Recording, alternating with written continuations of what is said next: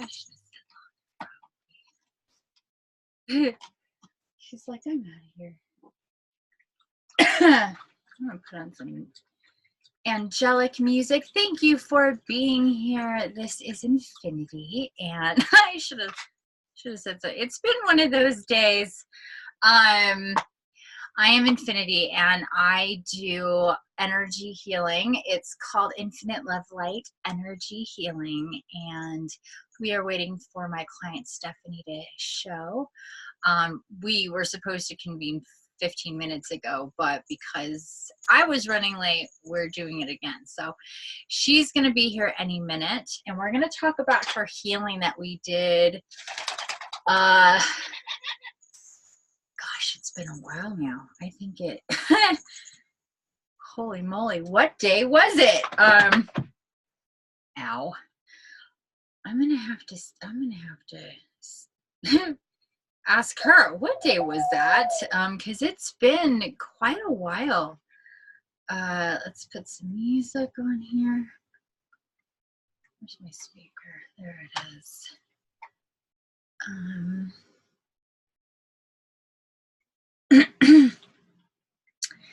I have to look at my calendar because it was a Thursday. So not this past Thursday, so it had to have been the Thursday before. Wow. This will make sense in a second. Bear with me. The 6th, yes, that's when it was. It was September 6th, and we did, there it is, Total Body Love Energy Healing +1 with Stephanie.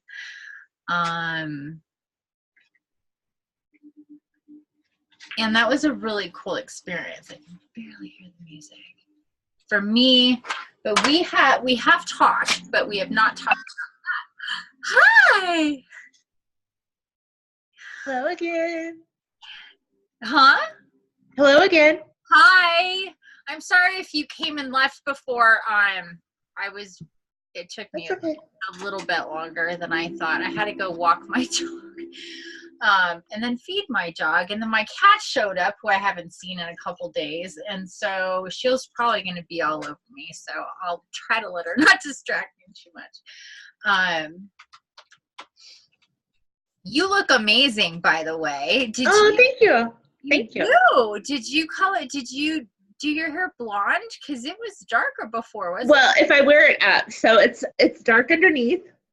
Oh. And then, so it all depends on how I wear my hair. That's cool.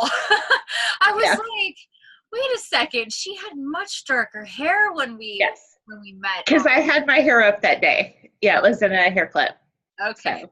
Okay, that makes sense. Okay, so I was just telling the video and our audience in the future what I was doing, waiting for you to come, and that we did then I couldn't remember the date of your hair. I'm like, it's been a while, feels like a while, and I finally looked at it. It was 10 days ago. I was like, okay, Thursday. Okay, it wasn't last Thursday. It had to be a Thursday before that Thursday, and then finally narrowed it down to, yes, exactly 10 days ago. So this is, yeah, that's a good amount of time. We did speak the other day, but about the happenings and kind of how that would be now for you when dealing with other people. But for the most part, we didn't really deal with or talk about your healing or anything like that. No. So I like to free flow this. Okay. However you want to talk to me and to us about it, if you want to go in order, how we went through it or whatever, it'll all come out the way it should. So you just go ahead and start wherever you feel like talking about any of it. Okay, sure. So I'll just give a little bit of background.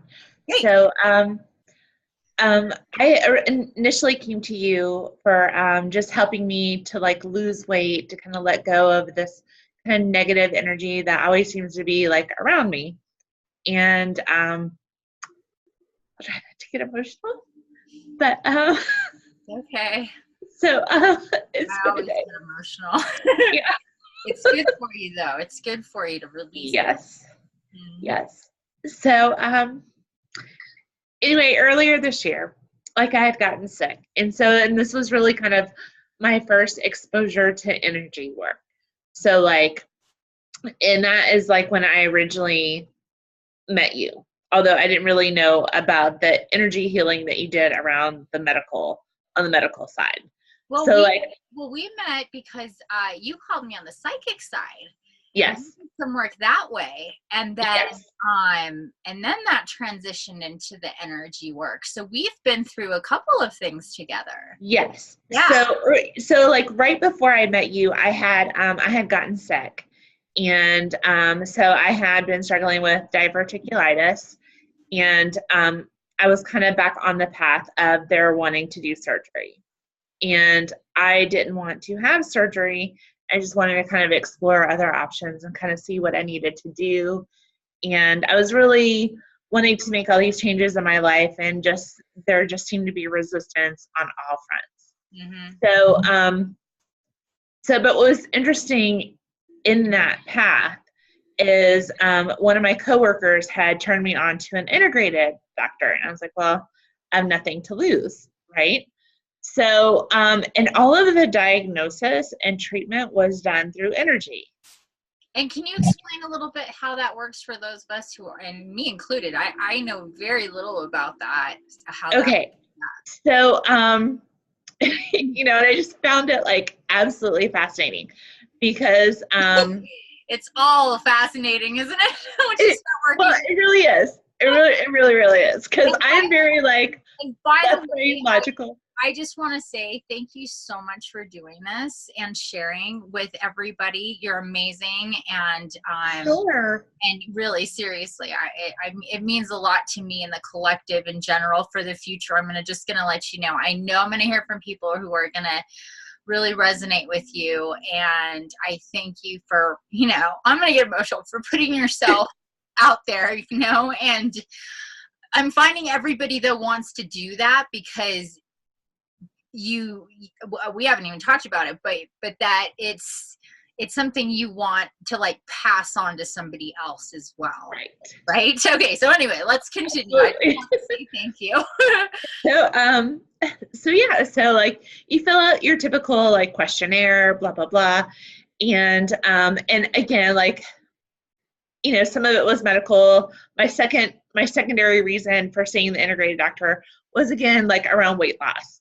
And so there is this like wall of like different like glass vials with like different items in them, right? And so like what she does is she kind of creates this kind of energy field with you, right? And like she's asking questions and putting different elements on you to see, and asking your body if that's what it needs or if that's what's wrong. Right. Yes.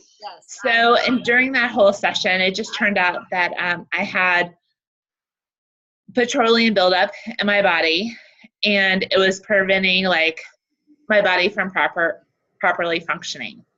So, so that was one of the first things we did.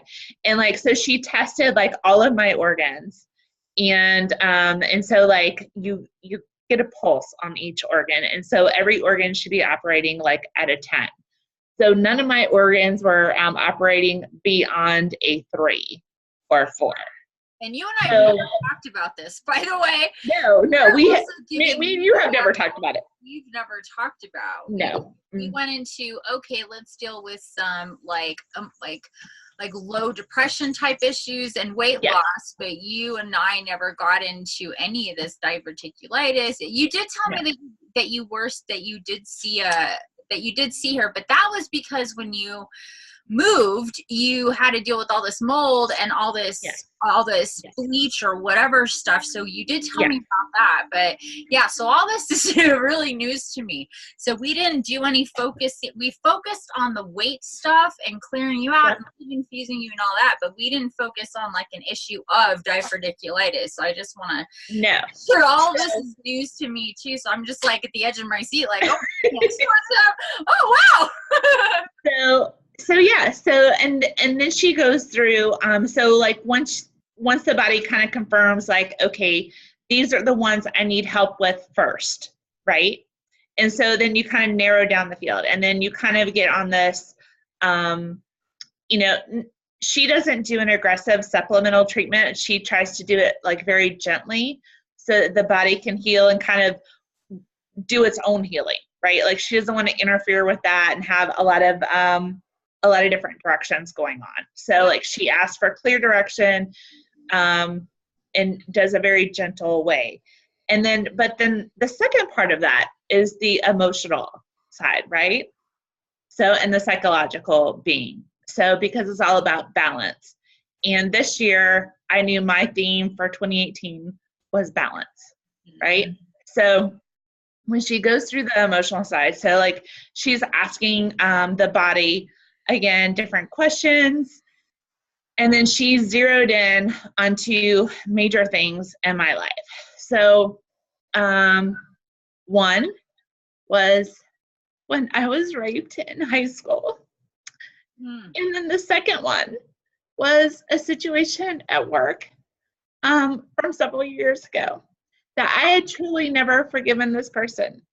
And it was interesting because I'm not really confirming anything with her. She's just like, and she will tell you, like, there was an event that happened, and she like gives a 2-year age range, right, of like when it happened. She's like, this event changed her life and made it in a different direction.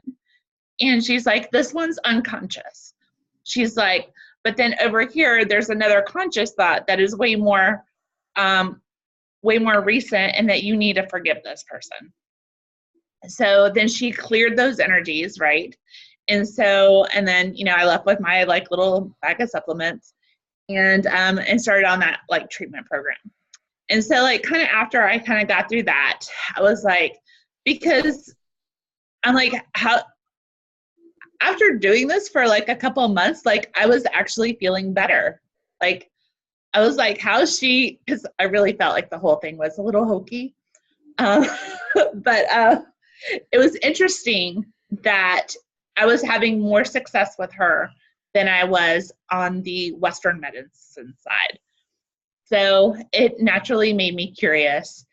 And so I had kind of worked through all of that at the time that I kind of met you. And I was kind of like feeling this low level depression, like my life is still not going in the direction I feel it should be going. And just not very patient. So we had initially talked about that, and, you know, weight, like I truly felt like with everything in my life, I've worked on myself, and that it's got to be my time to move forward. So, and things this year just hasn't started off that way. And, you know, I changed jobs. I've done all these things to make sacrifices and different choices to allow other things to happen. And it just gets frustrating when it doesn't actually happen. So, yeah. And so, especially with work, I've never married or had kids. I just felt like I've sacrificed a lot. Why am I not winning really in any area of my life? So anyway, it finally came time that I was able to move, because I was having to commute like an hour and a half each way to work. Yeah. And I was just like, so even though I took a new job,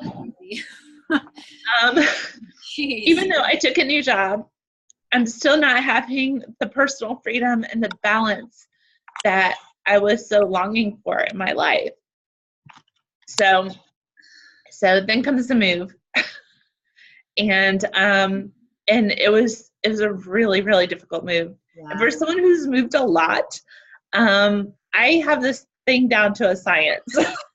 And I just wasn't, because of a misunderstanding, some furniture got sprayed with this mold type chemical, or it's supposed to help prevent mold. I had some plastic containers that ended up, there was some water damage, and the storage unit that ended up with a little bit of mold, but that was only on the exterior. But they sprayed the fabric furniture with this chemical, and I couldn't actually live in my new place. Yeah. So then at this point, I'm paying for 3 places to live, right? So I was not pleased. It's great. Yeah. Wow. So yeah. And so anyway, like during our session, so I had, again, kind of refocus and on the weight and kind of get rid of this kind of negativity that always seems to attach itself to me. And just trying to understand, how do I keep that off of me, right? Because I'm pretty optimistic and a cheerful person most days, right? But I do internalize my own stress and other people's stuff that they put on me, right? And so trying to learn how to like cut those ties and not hold on to them and just being able to let them go. And we talked about it before we got into the healing stuff, when we were just talking on the phone, like how we met, I identified you as an empath. I said, look, the weight thing, that, and whatever that way that may come, that is like this blubbery thing that your body has decided it needs, and it manifested it.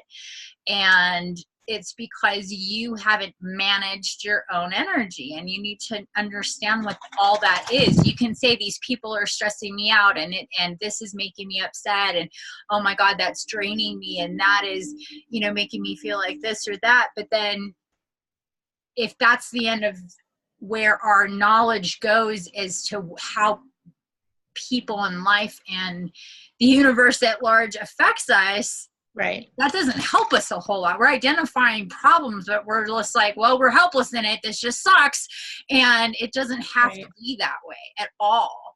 But if you don't know any better, first off, then how are you supposed to take care of the problem? So that was a big piece of the puzzle, I think, for you as well, because I think you were like, oh, ding, like a lot of things just fell into place for you, and you're like, oh my God, I can see, as I see 30303, I can see the structure of so much of my life and how all these missing pieces didn't make any sense, and now it's like it all makes sense now, and you're like, whoa. And even that, you're like, okay, that's going to take me a bit to kind of sort through, and it does for everybody, because once you connect this and that and that and that and that and that, it starts getting from this big to this big to this big, and you're just like, holy shit, this is my whole life we're talking about. When that finally hits you, you're like, whoa, that's a lot of stuff. And then you kind of feel the weight of it. I kind of did my own thing progressively to heal myself. I didn't have one big dump the way we did with you. But it also helps, like, because then you, like, real quick, Nicole said the same thing, was you pretty quickly go, oh, this is me, this is other people, you start to be able to identify that way quicker. And I think that's what you were just talking about, like exactly. Exactly. And so, at work, I'm pretty much, like your classic overachiever.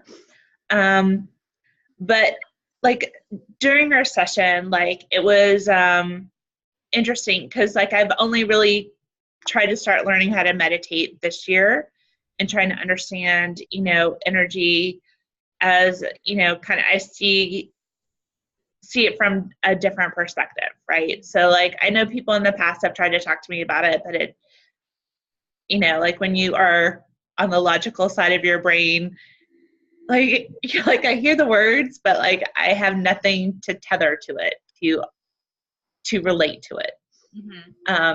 So, but because this year there have been different impacts, I'm like, okay, I understand it at a different level now. So, and still kind of going through that process of learning and how to best harness it. So like for our session, you know, it was really cool. I was just like in a very open place, right? And I was just like, you know, okay. Yeah, I mean, I was just like, because sometimes like when you're new to meditation, like you do have an expectation out of it, right? So, and it's part of learning how to meditate. And so, and I mean, that's how it was for me. So just because it's not something that I have been particularly used to. So, so it was cool because I was truly able to like let go. And I was conscious the whole time, but I kind of went to this other level. Like I could feel my body, but not feel my body. And I heard everything you were saying. And so some of the things that, you know, you brought up, it was, I kind of chuckled inside because the color blue kept coming up. Yeah, and so earlier that day, memory, because I'm kind of in my own trance state as when I do these healings, when I do the meditations, I find that like I forget a lot of the content, and I'm like, oh yeah. So yeah, you're right. I do remember that now. Yes, blue. Yeah, and so and since I had moved, like I had really been wanting, like I know color affects me greatly. And so like you'll see it like in my wardrobe, when I change my wardrobe, or like when I redecorate a room, like you'll see, like I can always tell like, okay, this is where I'm at now, because the color does like speak to that state of mind for me. And I know it affects me, right? So like the office tends to be a little too vanilla. So like I have to have a plant and I have to have like some color at my desk. You know, like I don't need a lot, but I need some stuff that I can kind of connect to.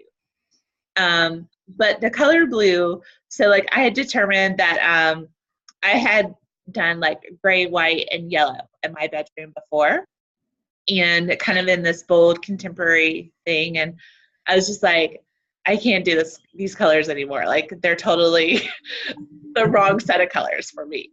And so I was like, I needed blue. And so I finally found a comforter that I wanted, and it had just come back from being on back order earlier that day, and I had ordered it the first thing that morning.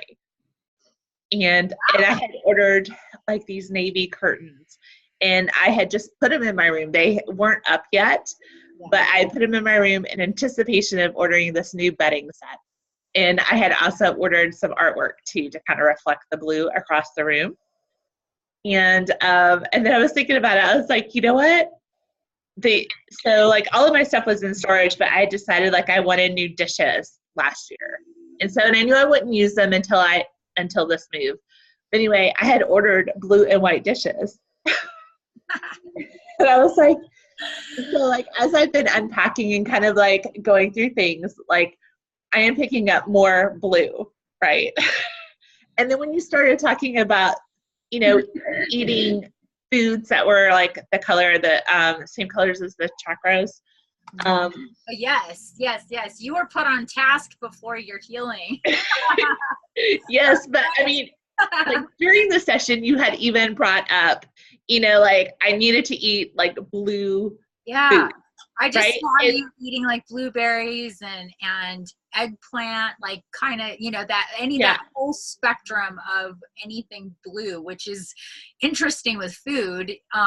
But yeah, yams, different things potatoes, there's different things you can find in that bluey, purpley spectrum, but it was all. Yeah. So like just before our healing session, which you didn't know, I had just eaten a plum. I was like, oh. But I've seen you eating these like blue or purpley type things, and I'm like, do that. That's good. You should do. It was just really, that's hilarious. Yeah. So, and then the other thing that came out during our session was You're like, all right, well, that's validated. Yes. From every angle. Yes. Oh, and I had bought like 2 containers of blueberries that day as well. So like, kind of keep the blueberry thing going on. Yeah. But so then the other thing that came out, which we had not talked about, was the whole creativity thing. So like, as I've been unpacking, kind of putting things around the house, I have made several things, right? So, and those are the things that, I kind of cherish most. And so I started like looking at like how long ago I had made them, right? I was like, I haven't created anything recently, and I was just like, I'm missing that. Angel. And so that had kind of been an epiphany for me earlier. And I've done all sorts of things. I mean, I unpacked stained glass items. I unpacked a blanket that I knitted. I unpacked quilts that I made. What was the second thing? Huh? What was the second thing? So I had stained glass, a blanket that I knitted. Oh, blanket. I didn't know what it was. I've crocheted some things. I've quilted things. I've done scrapbooking. Like, wow. But I mean, they all represent like a different phase. Right. So like, I don't stick with the same thing. And I was like, I wonder what's next. Because I'm like, I have no idea. Like, I don't really want to go back to any of the prior things that I've done. So, and then you brought up writing. And that I needed to journal. Mm-hmm. So I, like I do love stationery. Free flow. Okay. Right? Wasn't that part of it? So I didn't remember that part of it. Okay, I think maybe not, but that's what I thought was just like, you don't necessarily have to can just kind of zone out with it and kind of just see what comes without having to have a specific thing. That's more like journaling. And then like creative writing is more like if you have stories, or if you want to tell your story, or you're talking about certain, if you're going into fantasy, that's the creative. So there's 2 different types of writing, I guess. Yeah. Well, and of course, like when, because that was part of my homework. And of course, when I sat down, because I went and bought a special notebook, because like, as I go across like all my notebooks, they have like a specific function. So I'm very AR about it. And we have found, or not we, like I didn't have anything to do with it, but we as a collective human scientific whatevers, they found out that just so you know, that if we do a lot of, let's say we have written in the past as journaling, even if it's something that we haven't kept with all the time, that's someplace we go to unload if we're that type of I've done that a lot. Yeah. Poetry or just whatever, and so many different ways done writing. Well, they found that like even if you have an old calendar with all like a whole bunch of old dates or all sorts of stuff, that sort of and keeping those things, I'm not saying that you do, I'm just letting you know that keeping those things kind of holds on to that energy. So let's say you're like 19 or 2003 or whatever, you did a lot of journaling because you were super depressed, and if you keep that around, you're holding on to that energy. It's better to not keep that stuff. That's just something that's kind of been a thing because it's energy for sure. Yeah. So when I was kind of thinning out and packing up where I was currently living, like I found some things like ex-boyfriends had written, and like I tossed it out. And I found like old like notebooks for work. And so like as I was kind of going through them and kind of reminiscing about, the people that like I was in that meeting with, or like the connections that we've had, since I've long left that project. Right. Because at the end of the day, it's about the people, right? And how you connect with others. And so it was kind of, interesting just to kind of reconnect with them, even though like I didn't talk to them, right? So like it definitely brought up different emotions and stuff like that. And that's something that I think for me this year is just allowing myself to feel and not just stay on the analytical side, but actually allow myself to process the feeling. So like it definitely overwhelms me at times, hence the tears. But you know, it's still, you know, like it's healing, it's a release. Yeah. I can move on, right? Absolutely. So so I found that really interesting. So but it's still, and I think sometimes like, because I have like journaled from time to time in my life, and kind of like from the perspective, okay, it was this event, this is, you know, the impact of where I am today from this event, you know, and how do I move forward even more? So, you know, so earlier this year, like I tried doing that a little bit, because 3 years ago, like it was just a very difficult year. And I think my biggest fear for this year was I was having a repeat of that year. And I was just like, I'm still healing from 3 years ago. I don't think I can do this again. Right? But every time in life, whenever you go through the lesson, you always get the retest. And so I think this was just my retest. And I didn't really ace the test, you know, because I kind of fell back in that fear a little bit. And but I do see the growth between the 2 years, right? So for me, it's always the most important thing, right? Is to always be moving forward. So, so that was really cool to me. And then another thing that we talked about during the healing was— Wait, before you move on, to go back to the writing part, you said you got a special, or not a special new journal. And so have you been writing? Like how's that been for you? So when I sit down to read, like it's difficult because I feel like it's a blank slate, right? Like I all of a sudden have zero thoughts. If I walk around and I'm doing stuff, then, you know, like I end up with 100 tabs open in my head. And I'm kind of processing on each of the tabs something different. And so, but when I go to write, like, it's kind of like I'm going through that reboot. Like, there's nothing, I'm not connected to anything. So I did like, I started with like some structured questions, just to kind of like open the door. So, and I did write this one, if you want to share it or you want to hear it. Oh, absolutely. Yeah. Okay. So this is the one, this was the question I asked myself, and this was a couple of days, after our session. Okay. So, the question I asked myself: what's a life lesson or insight I've gained from a recent struggle?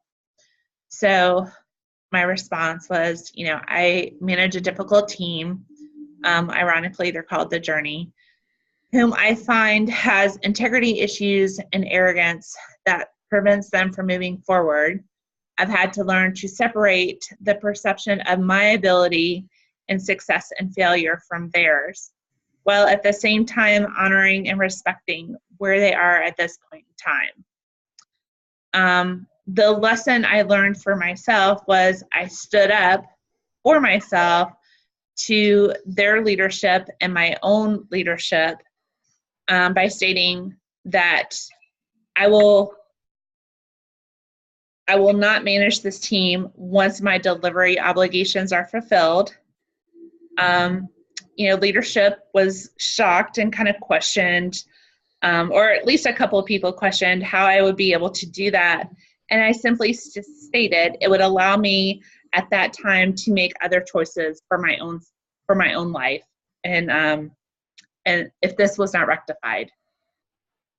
So it allowed me to step back in my own path forward, and I put below it my journey, because the team's name is The Journey, so I changed it to my journey.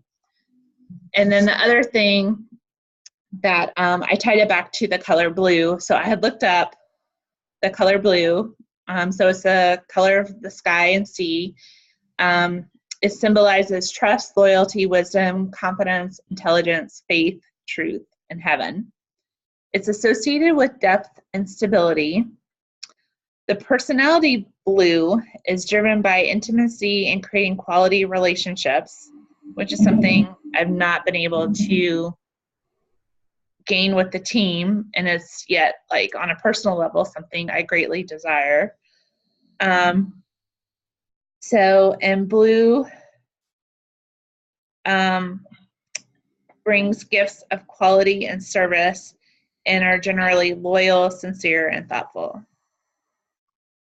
So it kind of tied back to the color blue with all of that. So well, that is all just, as I look at the clock and it's 3, 2, 1, almost like working its way up to 4 here. You know, I'm just like, okay, so where do we begin with all that? Oh, before I forget, also, I'm not sure that you mentioned it, but blue is, you did mention the ocean, but also it being really, you mentioned heaven, but it being very soothing and cleansing, like the whole thing with water and how that feels for us to have that color in our environment. It's so soothing for those reasons, and that's just another thing. Okay, but this whole other, I'm realizing I never put on any of my lights today. Hold on one second. This is just feeling weird in here. Hold on just 1 second. This is just, okay, that one doesn't want to turn on, but I at least need this. There we go. I never did this. This is like usually one of my things I do, but I don't know. Today was different.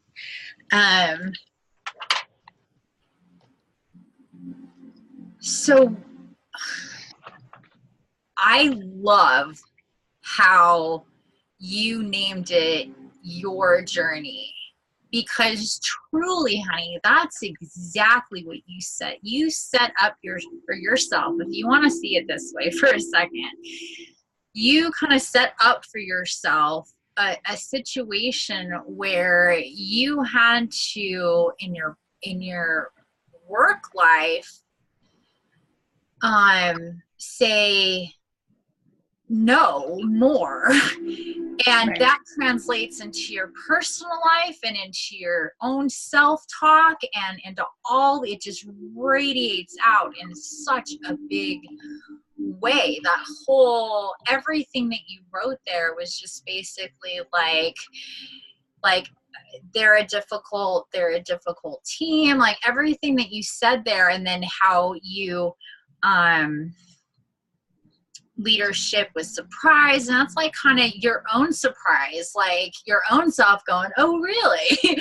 Like, well, let's see about that. You know, like, are you gonna step up for yourself, or are we gonna do the more destructive shit that we normally do, but that's comforting at the time, but then that in itself, then we feel guilty about whatever those things are. Because, well, and I mean, honestly, I wasn't even buying like the shock and dismay that they were trying to sell me, because I had already raised this back in March and April that that they were lying about things, like their work product was not authentic. And Well, but also how this related to you taking on responsibilities for other people and their stuff and who had it first and all these different things that ties into how you were talking about there at the end, having closer personal relationships with people and that not being in your personal life. Right. And it's because we, and I'm saying we, because I've been there too, Yeah. will attract the people who have these certain dispositions or whatever, and that unloads on us or affects us or gets in the way of us. But there's something in there that says, give it to me. We have to take responsibility at a certain point for what we're taking from people and how we're engaging with people and ourselves and our own lives and dealing with peeling back the layers of the things we didn't deal with before because maybe we just weren't ready, you know, and maybe you just need some time, and that's all. There isn't a piece of it. And when you talk about like not getting it sooner or whatever, I mean, you also have to. Let me share something with you. You weren't there at the meditation yesterday, right? I would have assumed that you would have said something if you were. Yeah. Okay. Hold on.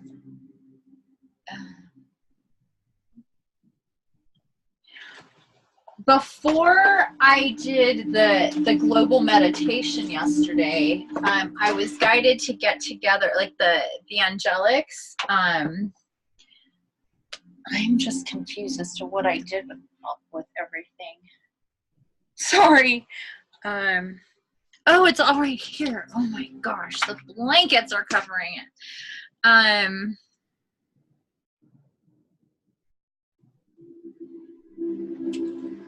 Okay, here. So they, because when we do these meditations, we're working with Jesus and Gaia, and well, Gaia is the one who came. Since I've been doing these healings with you guys, Gaia's coming to me way more, and she's the one who called this whole thing into being. As I see 327, 27 is just huge.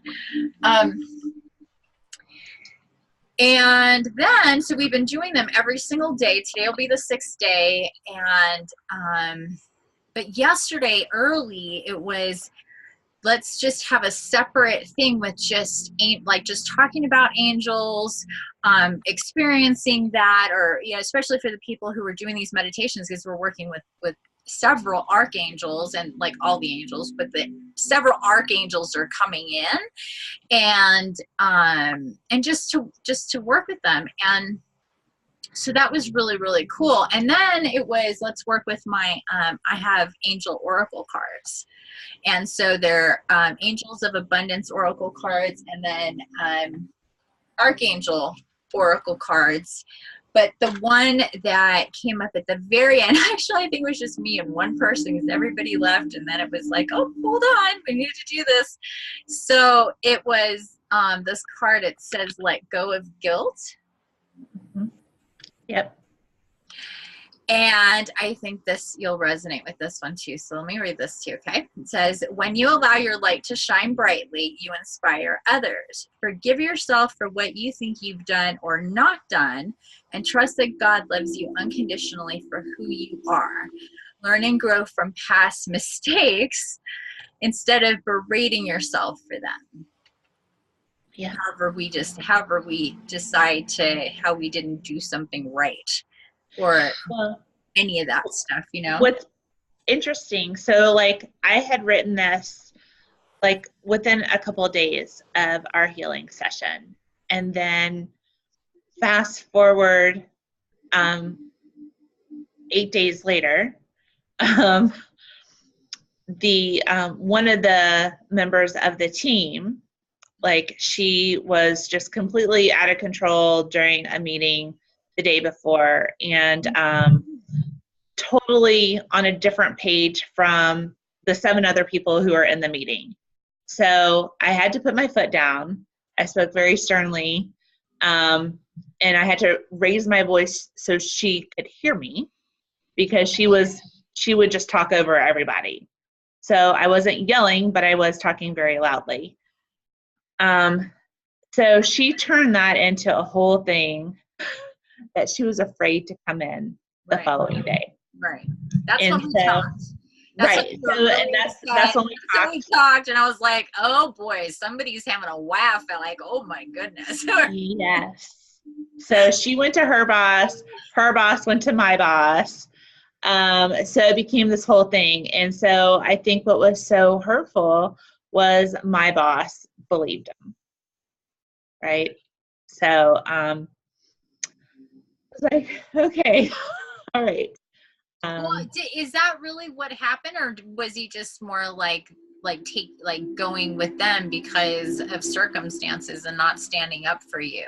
Like, oh, he definitely was not standing up for me. And the big challenge is he's had this team twice before. Yeah. Right. So I think it was that he doesn't believe you, I think. And there was a lot of other people there in that meeting. And how you handled it was a lot better than a lot of other people, because after she had her little hissy fit, you basically told her, like, yeah, I want to hear you out, but when we get there, we're on this other place now. Instead of just ending the meeting and being all dramatic yourself, you tried to get past it, but she was like, her button had been pushed and she was set off. That's just kind of how these things go sometimes. And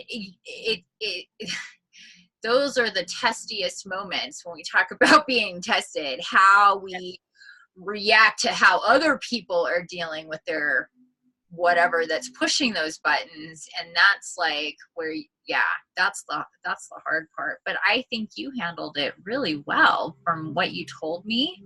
It feels like that to me. Yeah. It feels like a betrayal that he didn't stand up for you, because you didn't go apeshit crazy. No, I didn't. So she has no reason to go there, to go to the level of, I'm afraid to come to work because of this traumatic experience is just ridiculous. And he should say so, but he's not, because that would open up other things. And not only that, he has to deal with these people come time when you've drawn that line in the sand that you were just talking about, saying, no more. They're going back to him, right? That's the plan right now. So, and he's not really happy about it. So, but I think it's. You also have to see it from, I'm not making excuses for him in any way, but you know what I'm saying? This is a missed opportunity for him. And this is when he's going to look back and go, damn it, I could have reined this in way back then and established a line of authority, but I didn't do that. And so this is going to be a higher and harder hill for him to climb.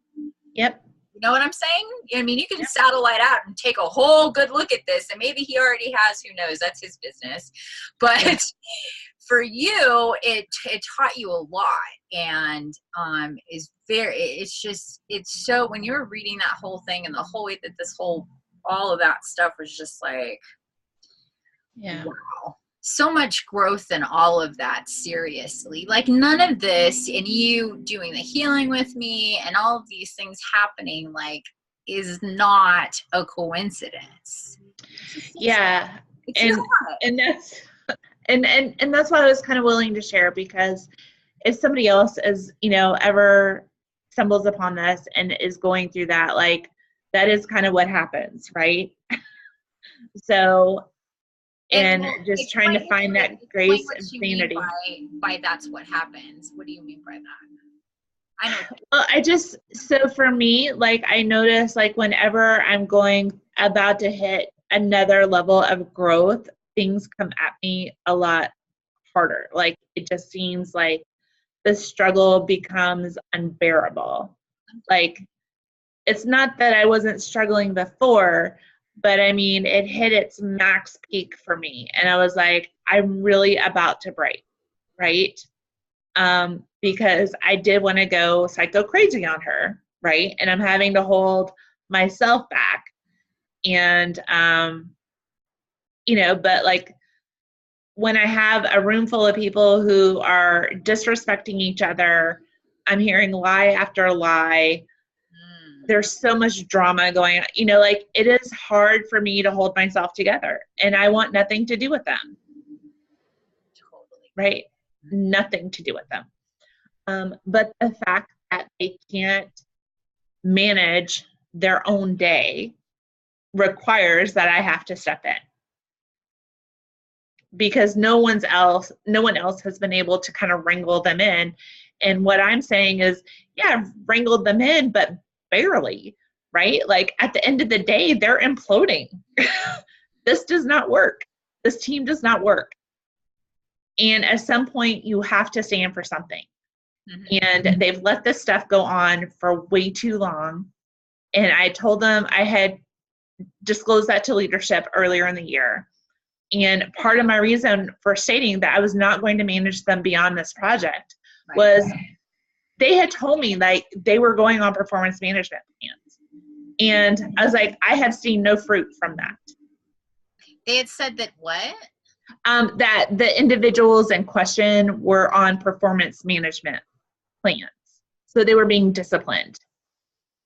Oh. And I'm like, well, I'm just telling you, it's ineffective. I see no fruit. If they've been on performance management for like 7 or 8 months, their behaviors, if anything, have gotten worse, not better. Like, yeah, that's like, clearly, and I'm telling you, we have a. Yeah. So I'm just like, it is somebody else's argument just helps you. You're just like, what? Right. And that's where I get a little combative, because I'm like, I'm not buying it. It's a line of bullshit. Yeah. Well, you know what? There's things, and there's a time and a place for you to say, well, there's a reason for this happening or this happening or this not happening. But you also need to take responsibility and not lie. Right. And that's like where, and I totally get it. That line is crossed and you're just like, I cannot meet you there. I cannot meet you there. Mm-hmm. I refuse to meet you there. I refuse to give any energy to the power of your bullshit. I cannot do it. That kind of thing. I cannot. And it doesn't matter if everybody sees me not being able to deal with that. Good. It's like, good. They shouldn't, because that's not acceptable. It shouldn't be acceptable behavior anymore. Right. You're not 8 or 3. I'm sorry. At one point, pretty young, you're like, no, you did that. Say you did it. Own it. Right. And by the time you get to driving your car to work and paying for rent or a mortgage, you should have that on board. And if you don't, then there's a problem. Yeah. And the problem is that there's too many of other people like us that have dealt with that, and we've been able to speak, even in our personal lives, even on a level where it's not so obvious, and you're just like BS being thrown at you all day, and just to keep the peace, you don't say anything, because then all day long it would be about the bullshit you're shoveling through. Yeah. But at some point in your life, it becomes a point where you just don't care. You're just not. and I think that's like where when we talked that day, and I said, well, you already knew that you didn't want to deal with this anymore. And it's just kind of pushing you, like you said, you just kind of get pushed into that a lot faster sometimes. Yep. So and that's where I did find, like, the journaling did help, because I was like, okay, even though, like, I recognize it, I still have to find the lesson in it for me. And the lesson in it for me was to kind of I can honor where they're at without associating myself to it. Exactly. So, and that is not something I've been able to do before. So, and then I try to be grateful for the lesson. It alarms me because I don't know what the next lesson's going to be. Like, okay, I'll deal with it when I get it. You know what? It really is. It goes in levels and stages. I'm finding that through our spiritual connection to ourselves and beyond, when it comes from anything like this, or starting to recognize numbers and what that means, and then the different levels of the different things that all, however that goes, and then feelings in your body and recognizing that, what that means. And there's just so many, and then each one you're like, okay, I understand now, but there's just another level and another level. And we can't be born running. We have to start just kind of laying there observing, going, wow, weird. And yeah. then kind of Right. seriously. And then just kind of, and this is after we've been around for a while, Yeah. for a lot of us, and we're just like, holy moly. And then it's like we do 2 lifetimes in one during this journey, and they're both really significant. The first one is so key in all of its painful, messy ways. Right. What comes next, and how that filters through your journey, and we all and it's always a little different, but it's always very much in line with a lot of other people's who have the same sort of story. We have to go through these like crazy, we perceive as like crazy or really difficult, or these challenges or whatever, to kind of look back and go, oh, okay. From a detached, grateful space, so we cannot carry that forward, because there's only so many tethers you can go as you're climbing up your journey. I mean, that's why people that do cliff stuff, they're pretty light in the stuff they carry. They don't have they're not like hikers with a bunch of crap on their back. They barely have ropes and chains and those little clippy things and some stuff for their hands, and they're like, all right, let's go. And you're like, whoa. And that's what you have to be as you ascend. You can't have a bunch of attachment to a bunch of stuff from the past, because it weighs you down too much. You need to be able to drop it and look at it and go, I love you for being there for me now, but now I don't need you anymore. I'm going forward lighter, stronger, healthier, more in balance, more in alignment, more in the knowing of what's all up in here. Exactly. Bit by bit, chip by chip by chip. It's almost like you have the statue underneath and you're just like chipping away the outer layers so you can see what's inside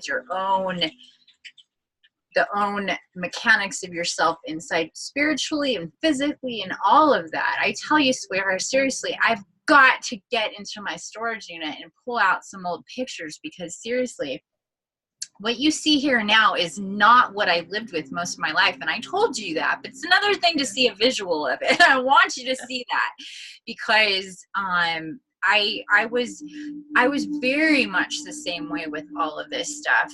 And but I didn't, you doing all this awesome stuff with yourself consciously is really cool. Is really cool. For me, it was all very, it was like the way it needed to be for me. Obviously, I'm not saying one's better than the other, but I think that's a really awesome journey to go, okay, something's wrong, and I'm going to start opening up myself to see these different things and how that works, and just going with it as you were led to do, to say okay, and whatever happens. And I think that's all a little chain link to how you're doing now, 10 days later, right? Yep. Some journaling and seeing all this. And so, okay, so I didn't want to cut you off, so go ahead. No, I mean, all of this, like, and part of the reason that I wanted to lose the weight is just because I felt like it doesn't serve any purpose for me any longer.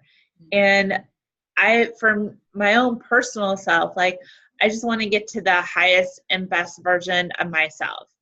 Right. You know, like I want to be able to put myself out there and date again and just be open to all of those things. Not that I can't do it like in the space that I'm at now, but I mean, ultimately, it just doesn't serve me in any way. Like it doesn't make me feel better. Like I just want it off. Like Yeah. it's just really kind of in the way. Yeah, and you can look at it like, okay, this isn't the body that you're supposed to be living in your Yeah. future self. That's your Yeah. body and you're just going to transition from this point forward into the new body that you're supposed to be in, lighter, because you don't need that anymore. Yes. Like we said, there's no purpose for it, so why would it be there? And Right. everything associated to it is gone too. That would lend itself to be there is like, that's not there either. So there's no power in it anymore. Exactly. That's what we worked on in our leading up to the, so you got in that mind frame so you could understand why that would work. Yeah. Letting those energies go. And I didn't know about, your other situation that you mentioned too, when I don't want to bring up bad stuff, but you didn't tell me any of these things. No. But there was a lot of releasement of energies. And I just felt this, like, I know that connecting with Gaia, I could feel with you was really, well, you tell me, I don't know, but I felt to me that got you into a real gooey space. It felt like to me. It did. So like even after our session concluded, like I didn't leave that space for like another hour. So I didn't even like get up. And so then like I had like this surge of massive energy. So, and part of what came out during the reading, like you had talked about, my new place and getting things in order and just being able to enjoy the space, etc., and that it would bring, further light and blessing and all of those things to me.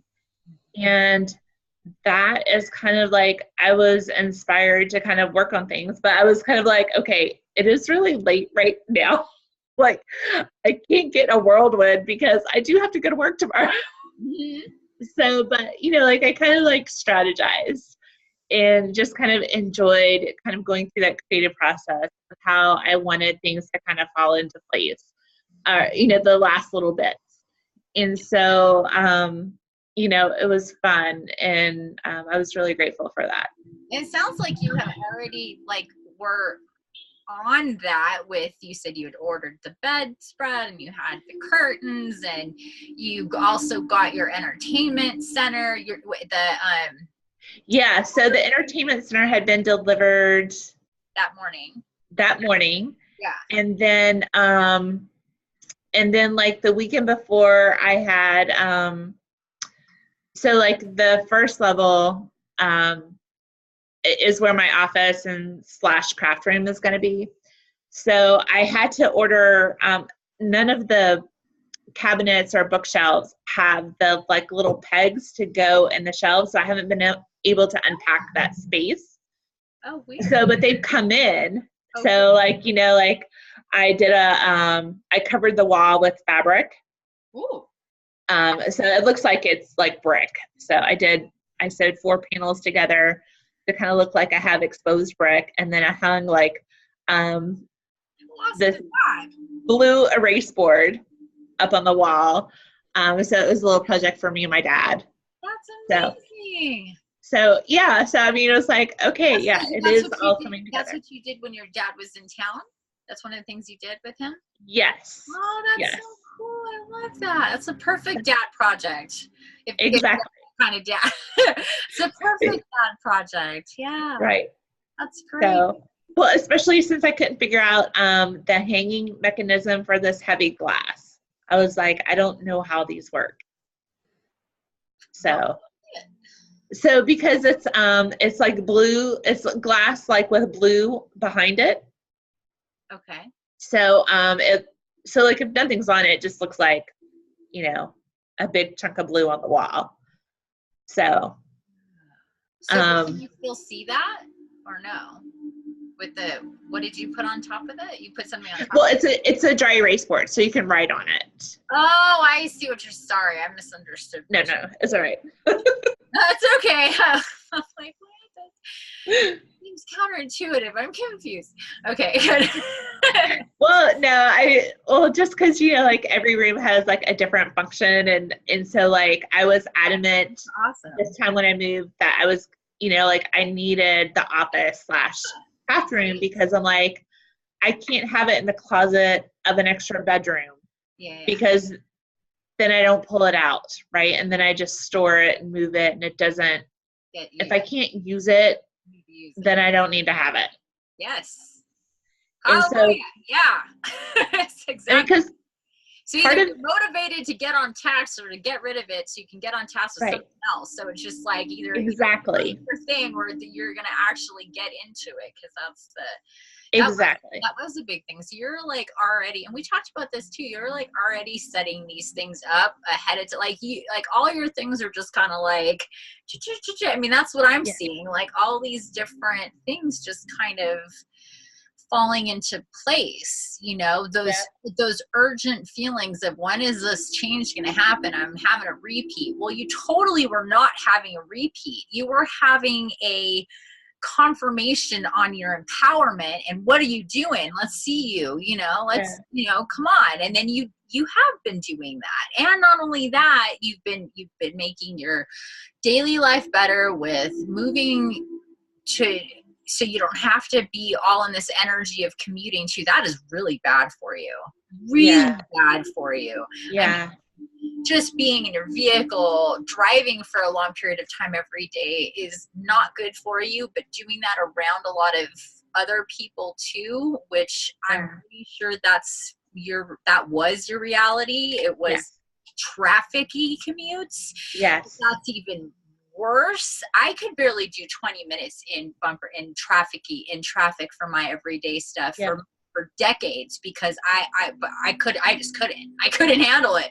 Like you talk road rage, I was feeling everybody's. I was a psychopath, and I'm like, this isn't me. But I'd get in the car and turn into a completely different person because I would feel everybody else's shit all over me. And driving was just, I actually really like to drive, but in that daily, you got to get in your car no matter what and deal with this crap, and it's going to take you 3 hours of your day if you're lucky. Oh my God, no. And I know what you're talking about. And so you did that. You moved into a new place. Yeah, your move was whatever, but maybe it taught you, holy shit, I really can't take chemicals. Like, it's on a serious level. Like, maybe you didn't realize what that was. I mean, we have to kind of be grateful for that it isn't in some other way that, because I had to detox in so many ways. I mean, I just didn't realize, like all my skincare products, hair care products, items that I used to clean with, you know, like everything has literally had to change. And so I was like, wow. Me too. I don't, well, this is why I've got all the gray. I don't color my hair anymore. And I haven't for over a year now. I don't use any lotions or even like, I took the chemical component from what goes in, on, and around my body to a level that maybe some might find a little nutty, but I'm really sensitive.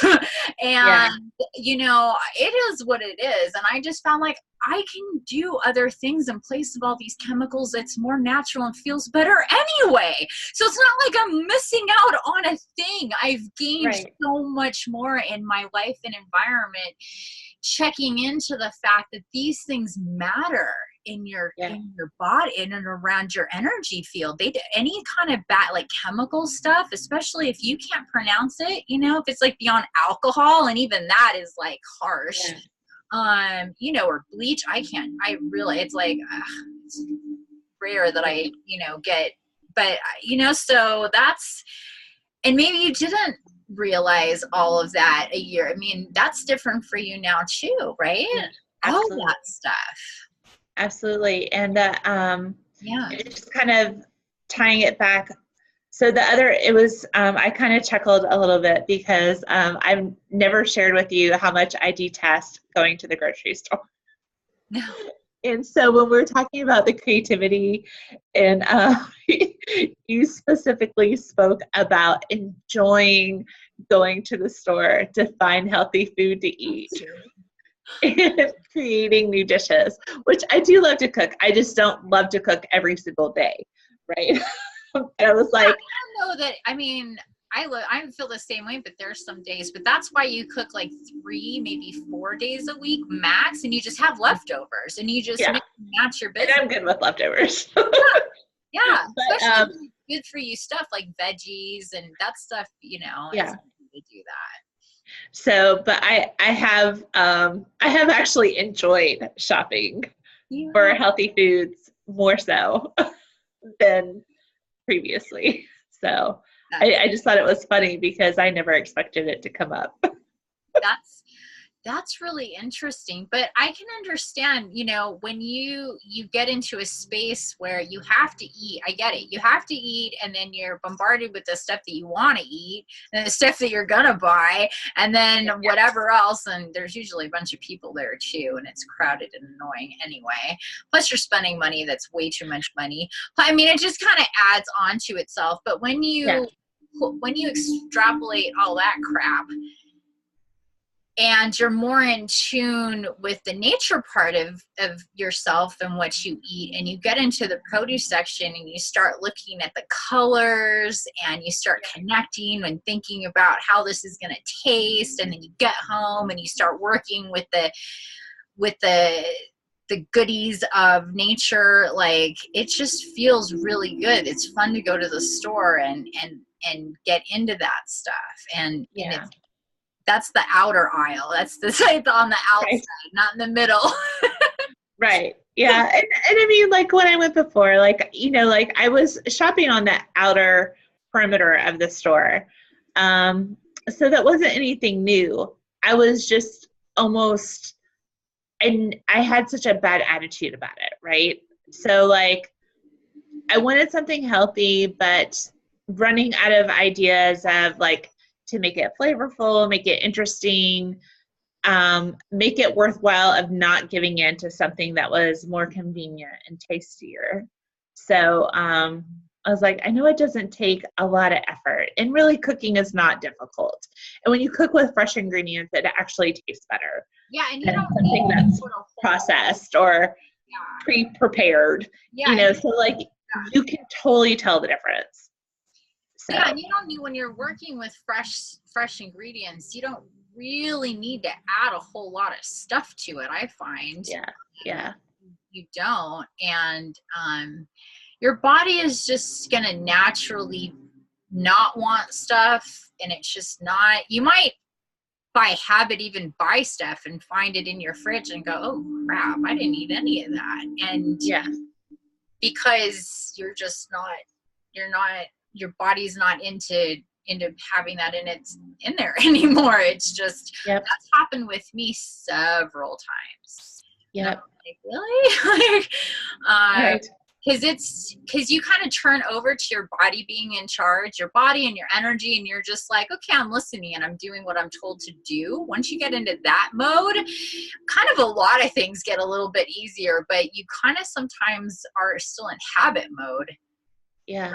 You know, just living. Existing and doing what you always did.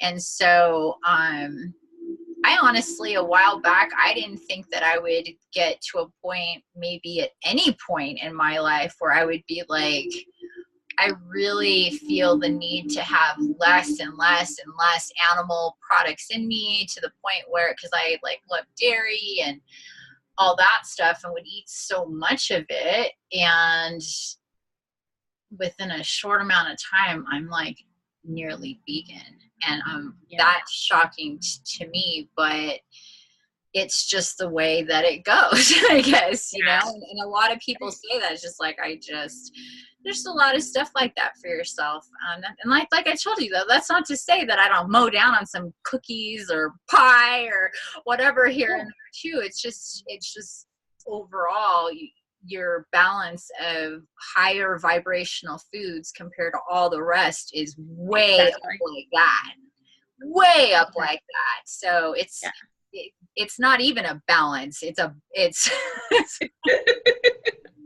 but that's all that's good for you. That's working for you now.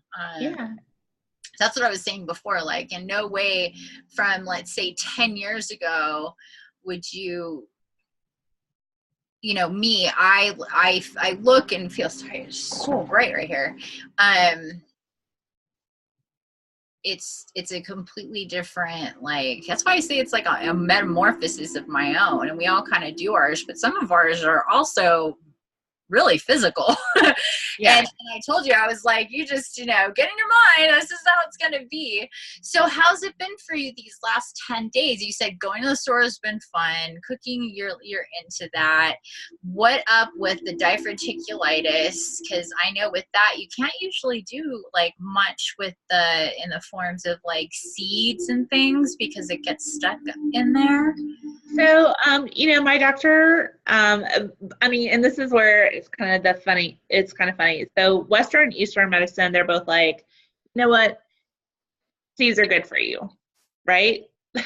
So, and so what was interesting when I went to, this integrated doctor.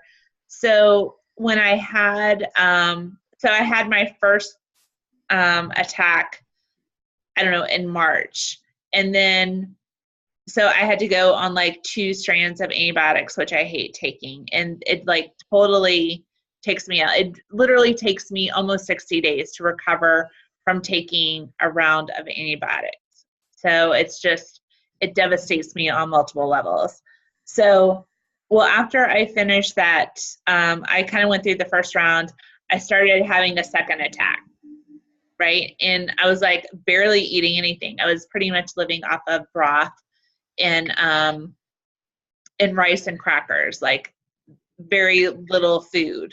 And so I didn't want to go back on any more antibiotics, but I just wasn't getting any better. And so, I kept getting sick. And so this lasted for like another 30 days. And so she's like, why aren't you calling me earlier? Like when you're having these attacks, she's like, we can ask the body exactly what it needs. I mean, it just wasn't obvious. Telling me after the fact. I know. Yeah, I was like, well, I mean, now it makes sense. But I mean, it didn't honestly occur to me, right? And so we went through like an allergy clearing. So, and again, it was done energetically, which I was like, oh my gosh. So there were literally 17 foods that I was allowed to have. And this included parsley, lemon, lime, beets, which I can't stand. So anyway, like, and whenever I went off the list, you know, because like it was on one sheet of paper, there's like way more foods than that. And I was like, well, this is kind of in the same family as this item that I can have. Like, nope. My body was like, And so I like learned to stay just what was on the sheet of paper. Wow. And like we went through the series of allergy clearings, and I was fine. Ever since then, I've been able to eat whatever. And so, you know, now it's just about making better choices. So, and even,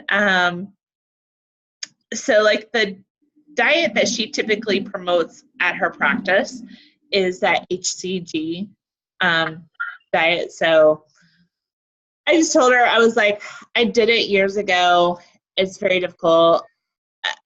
I don't think with my level of stress that I have on a regular basis that this is the right program for me. And she's like, no problem. She's like, think about it. You know, we'll discuss it at another time. So like after I was dealing with all of these chemicals and everything, I went back to see her again just to kind of help detox from the chemicals. I was doing the Epsom salt baths that we had talked about, like with the essential oils. Yeah. And And so that was definitely helping me. But I still felt like lethargic and still not able to like fully get back to my normal energy level. And so, so I went back to her to kind of talk about these, like what I was going through. And so she gave me a couple supplements to kind of help me detox from these chemicals. But then we readdressed the diet again. And she's like, and I didn't ask to readdress the diet. It just came out. So, which again, I find fascinating. So she said that I needed to be on primarily a vegetarian diet, but like with healthy fats. So she's like, you don't need a lot of food or a lot of fat, but she's like, eat the avocados, you know, like on your salad, etc. And she's like, and it's okay to have some protein, but you don't need a lot of protein. She's like, your body actually requires very little protein. And so it was just kind of interesting, you know, because like I'm not ready to like be vegetarian. Like I don't feel like I'm at that stage. I've tried to go vegetarian before and it just has not worked out well. But you know, like I'm open to it. So I was just like, if this is what my body needs for right now, I'm good with it.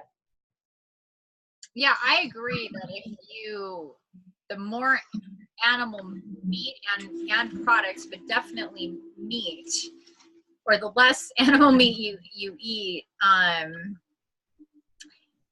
definitely the better. And what I try to tell people is just however many meat meals you eat, if it is the 3 or 2 a day, you know, cut it down 1 a day or cut it down to 1 every 2 days, depending on what you're doing. You just want to cut it down to what you're currently doing.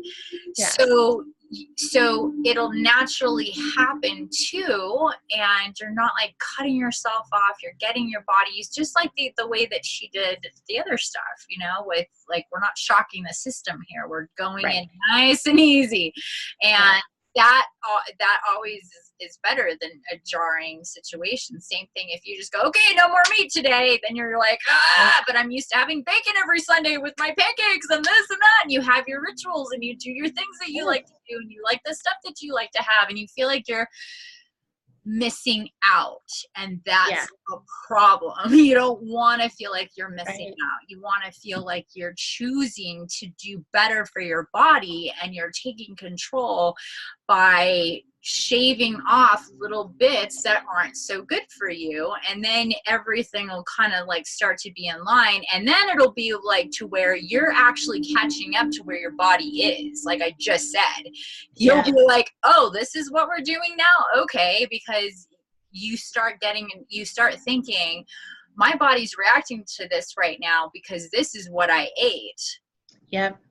And you've had a really great lesson in that already. You're really good at figuring out cause and effect when it comes to what you eat. So now it's just in a different way. Now it's not your body is kind of, you've let go of some stuff, but yeah, now it'll be in a different way for you than before. It was, what can I get through to eat that my body can handle because of this reaction it'll have? And now it's going to be more energetic than the physical aspect of it, really. Yeah. And I mean, and just, you know, like when I think back of other conversations and interactions with people that I've had over the year, like even the gentleman that I am crushing on right now, even he said, like, he had shared, like, when he was going through some health items, like, he went vegetarian. So he was kind of giving a plug and encouragement, like, you should try it. Like, it solves everything. The body heals itself. Yeah. So I was like, it was just kind of interesting to kind of reflect back on a conversation that meant nothing to me at that moment in time, right? Yeah. I was like, wasn't really ready for that message, but I heard it. Yeah. And then as things progress, you'll start getting thematic in your life when you're like, okay, I cannot not have this whatever up in my face. And that's just like literally our guides are just throwing stuff at you. Like, let's just see what sticks. Yep. And they're all just chucking stuff at you. And the more you're like, what? And then it's like what I see them doing. Seriously. Yeah. Yeah, it can be a little dense at times. No, seriously, we all are though. I mean, that's just and they'll do that for 20 years if they have to. It's not seriously, it's nothing on them. They're just there to help you, and whenever you're ready to start seeing what they're showing you, then you will. It's that simple. Yeah. But one thing I'm being told to tell you, because it's something that will help you, I think, identify not only when we talk about, okay, before it was what you could handle, now, then it becomes like, okay, what's habitual, what's habit, what I've always been used to when I can eat stuff. And then we said, okay, but now it's more of an energy thing. What's higher vibrational foods, what's lower vibrational foods. And unfortunately, animals for food carry a real low vibration in their bodies. And when we consume that, we're consuming their low vibration. And this is why a lot of us cannot eat meat anymore. It's not because, all of a sudden we're that ultra healthy. It's all of a sudden it's so incompatible with our vibration as we're shedding stuff that we cannot have it inside of us going through our system and feeding us energetically. Think about that. Yeah. There really aren't, and that's why for the longest time I didn't eat poultry, even when I did eat meat, because most poultry is treated horrendous. That's when people go, well, I only eat chicken. I'm like, oh great, the worst shit ever. Awesome. I'm just like, whatever, because it truly is, for the most part, unless you're getting like free range, organic, blah, blah, blah, blah, blah, they still know they're living to die. And they have that consciousness. And I'm sorry, I don't care how humane they want to get, when they're taking a cow to slaughter, it knows what's up. It does. And it's full of fear energy. So that's what we're taking into our bodies. When we go out to eat, I barely eat out anymore. Even when I did eat meat, I ate meat out when I did eat meat. I didn't even know what was up. I just naturally was like, depending on what I'm doing. And then it got more and more and more, worse and worse and worse for me. Now it's even like, well, is it organic XYZ? Because I know what even that means. So, because if it's not, like I stopped being able to eat regular eggs. So like, for example, you think breakfast is a pretty easy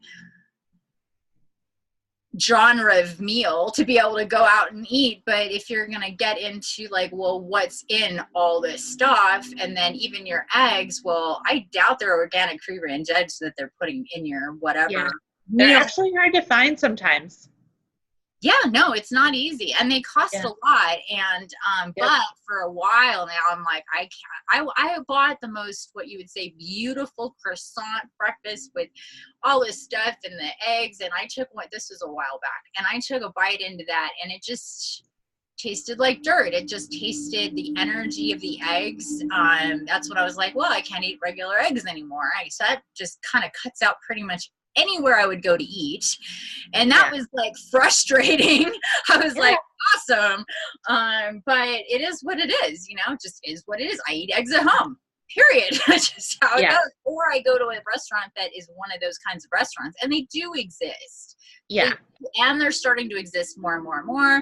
More of these festivals for vegans are cropping up everywhere. More chefs are understanding that we don't need to eat meat. It's bullshit. Our bodies don't need to eat meat.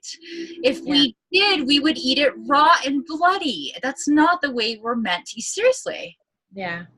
and we're just not meant to eat meat. We've done it, but we don't need to. So all of these things like just kind of pile into what it feels like. And it's not like we said, we don't want to send the body into shock and deprive you. We don't want to, do things, but naturally these things come up for you because it's going to make sense in your field that, yep, it's this, and you just start dumping stuff, whatever that is, like you dump the journals and the whatevers, you're like, don't need it anymore. Yep. And and it was so freeing, it was. It was what? So freeing. Yeah, absolutely. Okay, so earlier you started saying, did you, I can't remember where we went, but I remember when we were talking about, there was a point where you got really out of body. So you were like astral, which is where most people go, kind of in, out of body, and that you were really relaxed because you were super open. Did you say everything that you wanted to say about that whole, anything else you wanted to say about that experience with Gaia, or how you felt about that? Yeah, it was just, I don't know if I have the right words. It was just, because I've never experienced before, but it was very serene, very safe, very loving, very comfortable. It was a place like you didn't really want to leave. And I think that's kind of why I stayed, even though we disconnected. I stayed there as long as I could until the energy level for me was just building up and I had to get up, right? Because I was like, okay. That's what you said. That's what you said. It's bubbling over right now. I'm like, I'm supposed to get up. Okay, I'll get up. Amazing. So that, because we did we do the clearing, then we do the grounding with Gaia with all of your chakras. So that's always pretty much the longest process, is that going through every single chakra and that whole thing with her. And it just gets more and more. Do you feel, because this is the feedback that I got from Sean and from Nicole, was that that process, as it goes through your chakras and you're visualizing more, and as she's connecting and tethering and infusing and giving you more energy up in those chakras, and that, but that you are, or that it's energetically, what's the word, I guess, well, the whole point is that is for healing, for grounding. But it's every stage of what we're doing is definitely healing. And I tell people, I could just end with where we stop with Gaia, and you would be in a great place, but way better than you were before if we just stopped there. But we don't just stop there. That's just halfway through of where we go. It's the longest process because we can't rush that, and it is very comfortable, nurtured. That's the whole point of it, is to get you kind of slowly feeling this, and as it goes up, that it goes more and more and more and more, and those visuals get more intense, and that feeling of connectedness with Mother Nature and our planet and all of that stuff, and your kind of presence here is meant to be, I think, is a feeling that feels really good. Really good. One of the so like when we were going through the chakras, most of the work, like we spent more time on the solar plexus, and so like I had kind of written that down like when I got up. And so one of the things I found was like that healing is to radiate your power in the world. So like when I look at these other things that we talked about, it's all like getting the same fundamental message, but through different channels, like through the color, through the introspective, all aspects, right? So I find that just incredible. So That's it's cool. awesome. No, that is totally, and you're right. That's it, and you're absolutely right. And that's the point of it, is to get all of those systems that are like this, just like that. And then you're like, oh, wow, this is me. And how good that feels. Because for a lot of us, being in these bodies just really doesn't feel so great for a lot of our lives. It just really doesn't. It feels really uncomfortable. It's for some of us very painful for long periods of time, if not our entire effing lives. And we really don't have any idea how good it can feel. Yeah. Period. And as you start peeling back those layers, you're like, oh wow. And then you start, so tell me this, have your dreams been? Have you been feeling like telepathically? How is your, like, all of that, like, upper level stuff? Have you noticed stuff, synchronicities, numbers, whatever, all that stuff? So, okay. So, because one of the other things we did talk about was, like, for me to remember my dreams, because I never remember my dreams. So I did remember, like, one dream one night, but I haven't, like, since any other night. So, Okay. So that was kind of cool. But there have definitely been, like, more synchronicity, like, and that telepathic kind of connection. Mm-hmm. So, like, some of the the gentleman that I like, he's in Virginia, I'm in Chicago. So, like, because I think he's able to kind of, like, read between the lines as well. And just, like, we connect on a different level. So, like, we can say one thing, but we understand the meaning behind it. Mm-hmm. And, like, it'll come across, and, like, it's, like, on the surface, like, it's all, like, there, but, like, I understand the message that came with it. That's not in black and white. Yeah. Right? Yeah. So, definitely feel that connection with him. And I don't know, I also feel like there's another lady that I work with, and she's kind of been a little lost and trying to find herself. And I feel like I've been able to connect with her better to kind of help guide her and direct, like, it's just interesting because, like, I'll share my observation with her and give her a couple of things to try, and, like, she's actually done them, and she's like, and things are really starting to take place for her, and I'm so happy for her. That's awesome. So it's cool when you can help somebody else. Yeah, and I'm glad to hear that there's a kind of positive aspect there too, that it's for, at work, I mean, for you, until you get to a place where, like you said, that the work that you're doing isn't what you're supposed to be doing in the future, but it served you coming now. It's been awesome, but you're getting to that point where it's going to be something different. And yeah, I agree with you. Helping people feels awesome. Yeah. It gets addictive. It truly does, because I love these reactions. I cannot with it. I just can't. I can't get enough of it, because it feels really good to help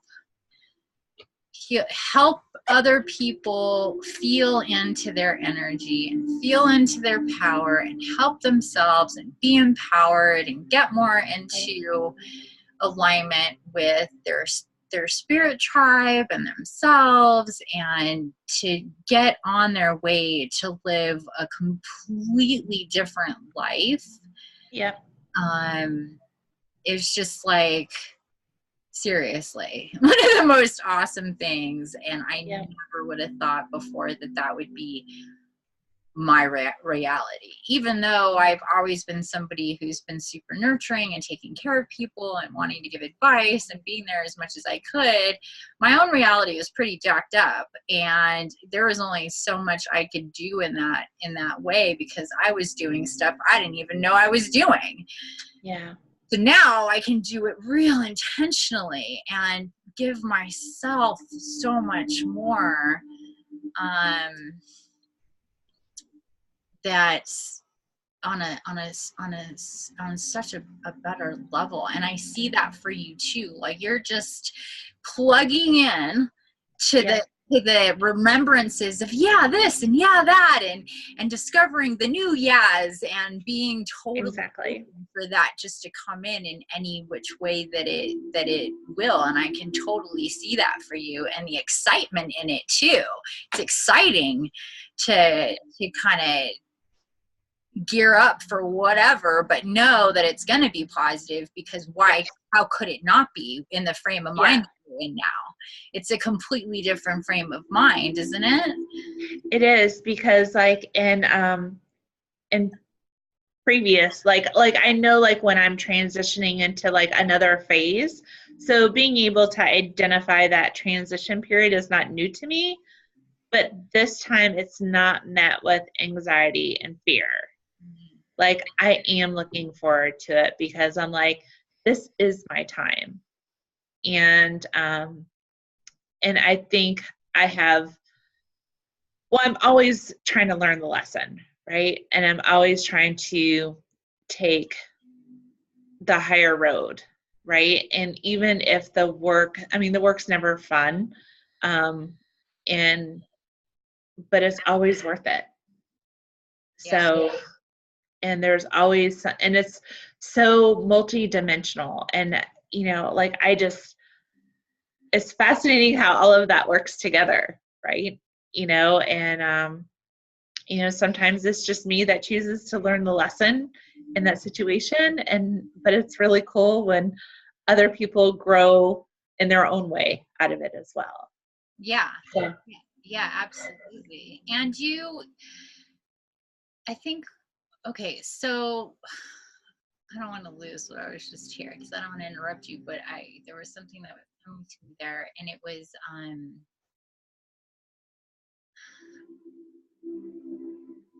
about, oh shoot, what was it?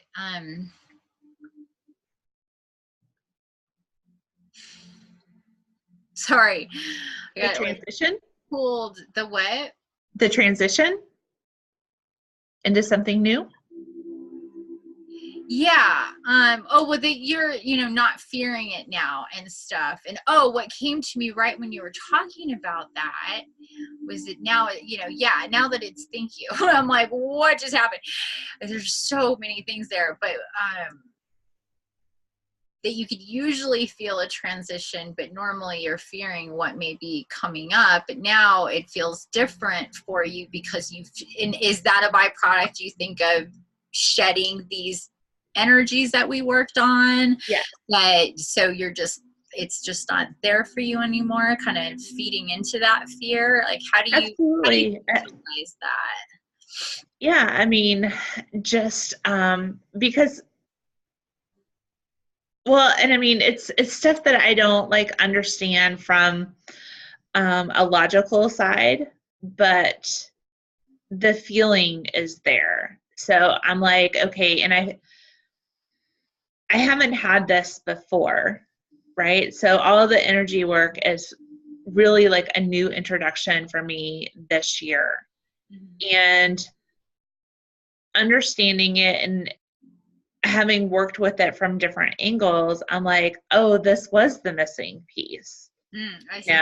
Yeah. And it's connecting like that left brain and right brain, like things are in harmony more. And so like, I know this year is about balance for me. And so, yeah, it's on every single level. So that left brain, right brain, that, I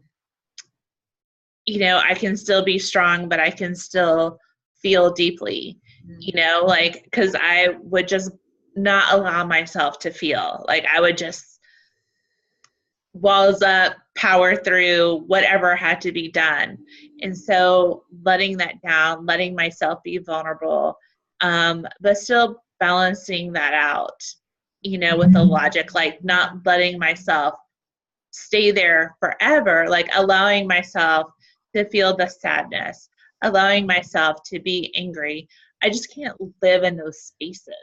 Right. Like I'm like, okay, you're allowed to feel it. It's the right emotion for like this trigger, but you can't stay there, and you can't hold on to it. So it's just more of a passing through. And not that I've perfected that, but that's kind of like, because I think that's part of what I'm going through with this team that I've been dealing with, is I've held on to it before, right? So now I can pass through a little bit more, and let go of it a lot faster and not hold on to it. That's awesome. Because that is like, when you said I haven't perfected it, I'm like, well, that's kind of the whole idea with complete transcendence. And most people have not, because we are human and we do feel emotions and we will get angry and we will be sad and we will be triggered. And the point is that for those, like you said, to pass through, for you not to live in those moments, for them not to attach, for them not to turn into these other things, for you to feel it, own it, see it, go, okay, whatever. I choose not to be in this space. I just choose not to. And each one of those times triggers us in some way that gives us the opportunity to say, okay, what was that about? Like, what really pissed me off about this? Exactly. And kind of dig in there a little bit more, because when you identify that a little bit faster, deeper, you can dig it out a little more, and then the next time you might have gotten triggered that way, it's not going to have the effectiveness. That's kind of like what we were do all this dump and there's nowhere for it to connect to. You're like, yeah, it's there, whatever, going on. It's like your spiritual Xanax just came into play and you're like, holy shit, I can do it myself. But you can't when there's it's like the bigger the magnet, more stuff is going to stick to it.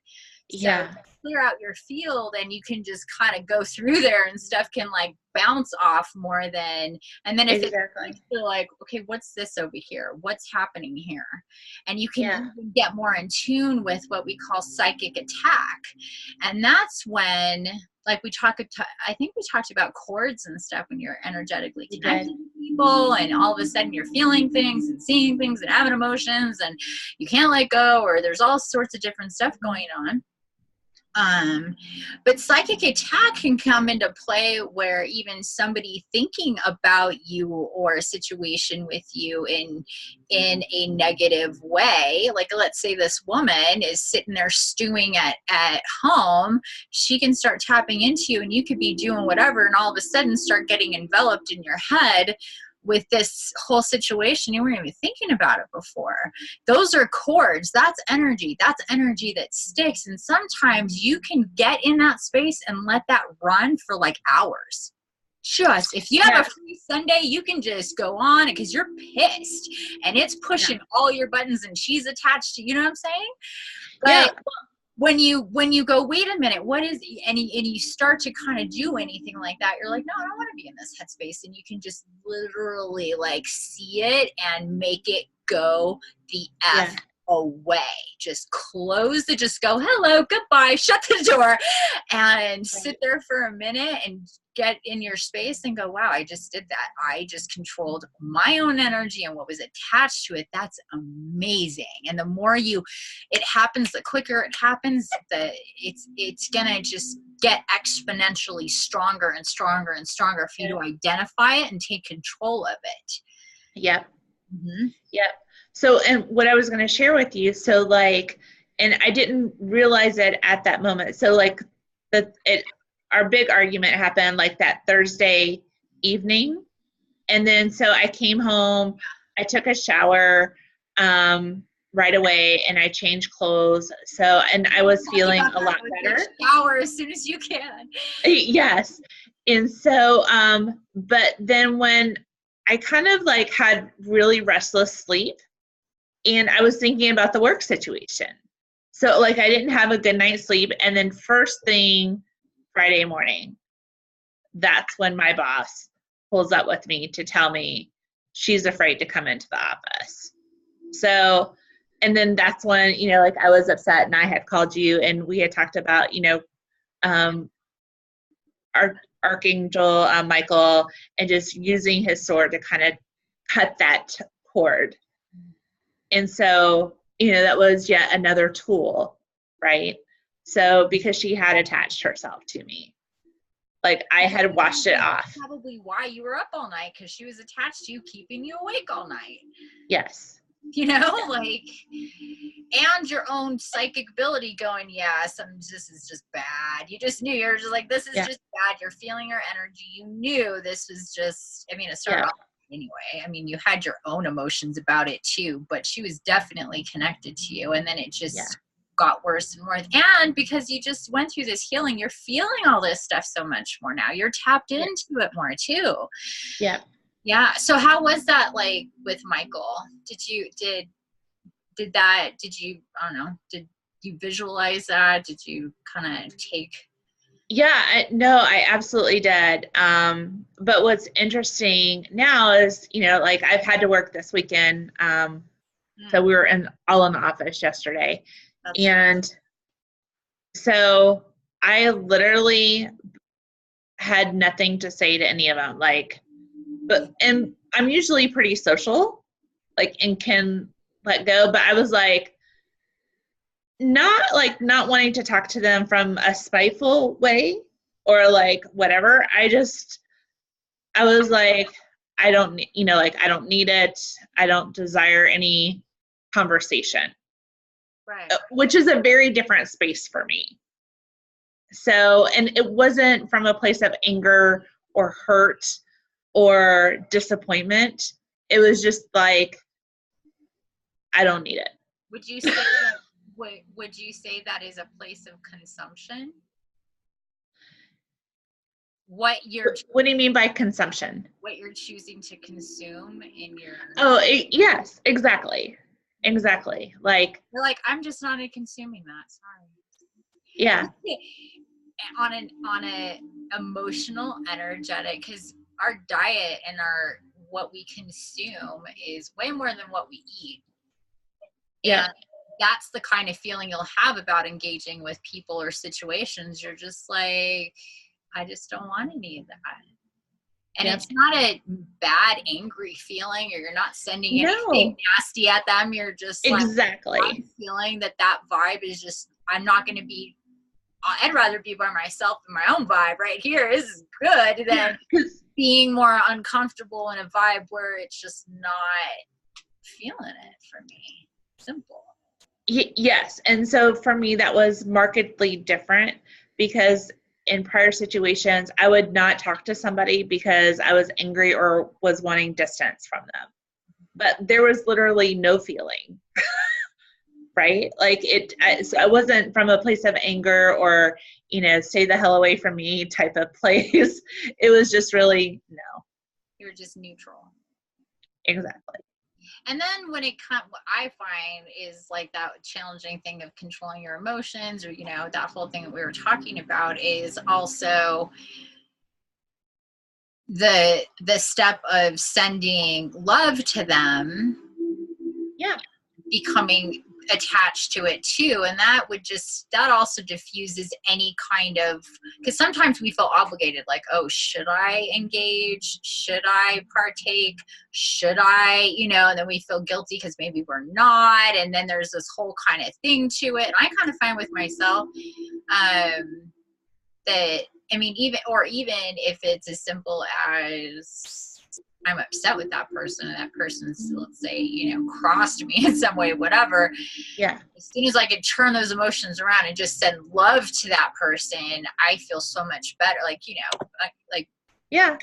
So like, you know, like when it was time that I did need to engage with all of these same individuals, you know, I was able to have the conversation, and, you know, it was interesting to kind of watch their response because it was like they were expecting something different. And I was just like, nope, not happening. You know what I mean? Like, I could tell, like, they're like, something's different. But I was just like, nope, I'm going to stay in this other place. Well, when somebody tries to connect their usual connection into something that isn't like what it used to be anymore, there isn't going to be the response. Mm-hmm. Whether it's them, the human, look at what she does to my head. Either it's that person or it's that person's little parasite, like we've talked about, and they're trying to connect and set you off and get the usual energy out of you that would normally happen, and it's just not working. Either they'll tantrum out, or they'll explode and leave, or they'll just leave, or they'll at some point get even like they may even in their own way want less and less communication or whatever with you, shorter and shorter, just getting out the basics, just because their own thing is just like, yeah, it's not working here, so there's no point in giving energy to try to extrapolate. I'll do that elsewhere because it's more effective. Seriously, is the way that it works. It's kind of like that, and it's kind of fun to watch it happen. You're just like, oh yeah, keep going. Yeah, because you're kind of the observer, right? Yeah. Because you can see it from a totally different place, and you're just like, you might be attached to it in a way, but I'm not. Like that. Yeah, that's a completely different thing. So I think that's what was kind of cool about it. That's awesome. Okay, so lastly, I wanted to talk, like we talked about earlier, we could stop with the whole chakra stuff, unless there was, and then we go into the healing aspect of it. We did spend a lot of time in your center because we were talking about, without me even knowing about your history with diverticulitis, there was a lot going on in that. I felt it. We felt it. That's where I kept getting told. It's just, I don't remember the ins and outs of it, but I do remember that. Yeah. And then, so we diffused that whole area, did the whole, and I know you said that before even you came to me that the diverticulitis had been rectified with this other doctor or healer, and, what does she call herself? What is she? An integrated doctor. Yeah, integrated. So, yeah. So an integrated doctor and stuff, and that she had helped you with that before you came to me. So it's not like you were still suffering from the diverticulitis, but that didn't mean that you didn't still have a whole lot of energy that was not good for you in that area. I know when we tapped in there, I know you could feel it. I felt it, and we worked on that a lot, and there was a lot of releasement there, a lot of releasement too in your heart chakra. I remember that as well. And then we moved on to just the overall infusion of love, light, energy into your heart. So if you could just spend a couple minutes telling me what that was like for you, that would be awesome, because I always like to hear the experience from that perspective. So for me, it's kind of like, all right, so again, always wanting to be at your highest and best, right? And that's kind of the state that you always want to be in. Like, that is the purest state to me. And that like love state, you mean? Yeah. Totally. And like, our human side just kind of gets the way of that sometimes. But and I think that's what was so powerful, is just being able to resonate with the love, because it does triumph all. It is the ultimate healer, and most of the fears and anxieties and self-doubt are coming from areas where we didn't feel love or we felt inadequate. Right. And so, you know, it's kind of like, yeah, we all have them, but we don't have to make them real, right? So it's putting the energy back in the love and not in the things that aren't love. So that's kind of where. And feeling that, I think when we go through, and I'll just explain it real quick, when we go through the love infusion, we go directly into the physical heart, which infuses with your whole body, but it's actually that frequency of love, light, energy, and what your soul is made out of. And it at 444, that's the angel number, where angels are with that too, and that's wow. That's wow. Because that's who we bring in really tight during those moments are your angels. The angelics come in really tight. I visualize it like they just kind of out from your center, and they're really tight around you and in you, and we're all focused with all of our energy, and you yourself are a part of that from the inside, from the outside, being feeling that love, that infinite unconditional love vibration that truly is what you are anyway. But it's putting that into your physical body. That's where what we're doing here in the physical. So we need to feel that in the physical, right, and have it permeate out. So it literally gets infused through the heart and then just kind of goes everywhere in your body, in every molecule and piece of flesh and little blood cell that you have, and I get tingly just thinking and talking about it. Seriously, I do. I'm like, oh, I'm buzzing. Because that's like, you tap into that and you feel it all through your body, and you're just like, oh my goodness, and your whole being just lights up from there. And that's why, that's the other part too. Like, how could you that's why I told you, I know it's hard to conceptualize, but once you go through it, there's no way you're the same being anymore. You cannot be through all of these processes. And I could say that if we just stopped at the chakra, at working with Gaia and doing that whole, because that's extraordinarily healing. That's like earthly healing, right? You can see how they're different, right? Yeah. How they feel totally different. The soul love feeling into your body versus the getting your chakras to all be in the same, let's say, weight, going at the same speed, glowing at the same light frequency all the way through, connecting that through to Gaia, her holding on to all that, connecting with that Mother Nature. We're living on this beautiful planet. But then we do the spiritual one. We go in with the infinite love light into your body and light up your soul from the inside out. It's like the cherry on top, I'd say. Yeah. Yes. Because there is like even like a physical reaction, or at least I experienced a physical reaction. That's why we go into your going from the chakras felt one way. And so like it kind of helped, like I was more at peace and more aligned. So I felt like I had that balance.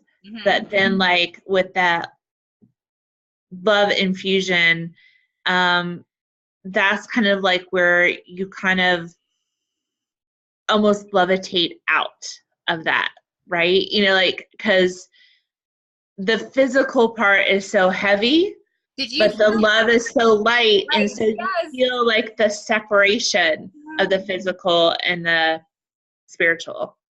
Yeah. So. That's such a good way to put it, honey. Oh my God. That is a really, really great way to put it. And that balance, really is like, that's kind of also part of like how like, oh, I never knew I could feel this way, because most of us are not in balance either in our physical or in our energy or in our spiritual. We're just not, and we don't know enough to be most of the time, until we do. And that, you're right. And let me ask you this, because Sean said, and I think that Nicole mentioned something like this too, but I remember very specifically saying that through the whole thing with Gaia, that like when she would send her energy up, he was like, he goes, I didn't expect to feel anything through any of it. I was just open. Because he's like very similar to you, noodle, like not a meditator or astral projector. And so he's like, just to feel anything shocked me, and the intensity of it was like, holy moly. So did you feel that too? And did you feel, he said, well, once it was all done, that there was this almost like this pull into the bed after that portion of it? Yeah. So like, because the body felt heavier, but I felt lighter. Right. So, and that's where like you could just kind of feel yourself separating, but yet you were more whole. Yeah. So it was very interesting. Yeah, it's a different feeling, that's for sure. Because he said the same thing, was like, he goes, and not in a bad, it wasn't like a heaviness on me in a bad way. He goes, I just felt more connected. I felt pulled into her, like really held on by her energy, her field, whatever. And after the visuals, and then but also at the same time, like, oh, this like buoyancy to it that wasn't that was really nice and in no way uncomfortable. And then with the infinite love light, when you get that like light feeling with all this super bright infinite love light energy traveling all through you, and that doesn't, I mean, that really doesn't leave. That just right, that doesn't, it's not like that goes away. It's not like it's you feel it and then you get up and you're done with that. That's in you from that point forward. That's tapping into your own love of you, and it's easier to love others and drop those. That's how it's like so much easier to drop these things and not have these negative feelings, because you're just like, well, I love you, it's cool. Like, and not in a trample all over me kind of way either. That has nothing to do with it. It's just more of a soul-based understanding kind of thing, which makes for being a sensitive empath a whole lot easier. Yeah. Right? Exactly. Have you found that, even though you're like, oh, I'm a little raw and it's a little sensitive, but you're like, oh, you know what? Is that kind of, because you've been at it for kind of like 10 days now, so. Yeah. So, I mean, I do find like there are times that I get overwhelmed with emotion. And so I kind of have to sort through it a little bit more, because before I would just block it. Like, I don't want to feel it. Don't want to, like, there's a switch inside of me that I can just turn off. So now I just work through it instead of turning it off. I'm like, okay, if this is what I'm supposed to feel, let's go through it. Let's discard what I don't need, to move forward. And you can identify, again, what's yours and somebody else's is better, right? Instead of stewing what may be somebody else's stuff that isn't even yours. But then, like, if they trigger something, I'm like, okay, their fear is triggering this inside me, which is my own fear and insecurity, right? So, like, I can see how they're connecting to try to break that tie. So definitely. Well, I am like seriously so happy.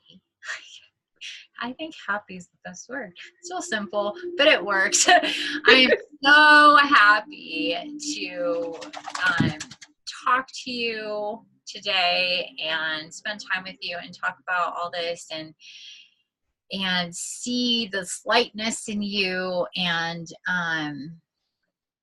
hear all these like transformational, amazing empowering, positive things that has taken place before you came to me, and since we've known each other, and then since we did your healing 10 days ago, is just like amazing. And I'm so honored to be a part of it, and to, you know, from now until, you know, whatever, however things are meant to be, work in that, in whatever empowering healing kind of space with you. And I know that you're figuring out how you are meant to do your own thing too, because you certainly have that healer calling and ability and temperament and, you know, just kind of drive. I know you like to take care of people and make people feel good. You said that, but you're also an artist too, and a creator. And I'm the same way. We need to balance these things. And that's part of it too. And I'm glad on that front too, that you're like sparked to figure out what that's all about in your next phase of creating. But anyway, just the whole thing is just really awesome. And I thank you for being one of the pioneers with me. It's been my pleasure. I'm truly, truly grateful. Oh, well, you're very welcome. And seriously, I love that I love that your guides brought you to me, you know, first in one capacity, and then it evolved how it was supposed to, and that you've just been open and receptive to it. I don't know, it's just so cool. And I really hope that you don't take too long in like getting on these like before and after pictures, because I really feel that, seriously, I really feel that your physical transformation is going to catch up to your mindset and your emotions and your spiritual side and transformation and connectedness fast. I mean, how's that been for you? Have you been losing weight? I mean, how have you been? I mean, you know, honestly, I really haven't lost any weight yet. But you know, my body is stubborn. But I also like don't cater to it the way I did previously. Good. So there's definitely changes. But the outside physical part just hasn't manifested itself.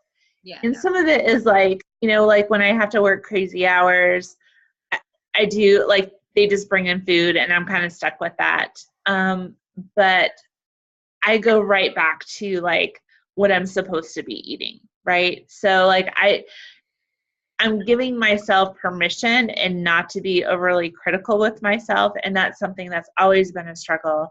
So because I know, like, that's good, from this past week, and that's why I wanted to do the healing when we did it, because I knew I had this very short window and then I was going to go into this crazy work mode until mid-October. Yeah. And so I was like, I'm equipped to do the best I can for during this period.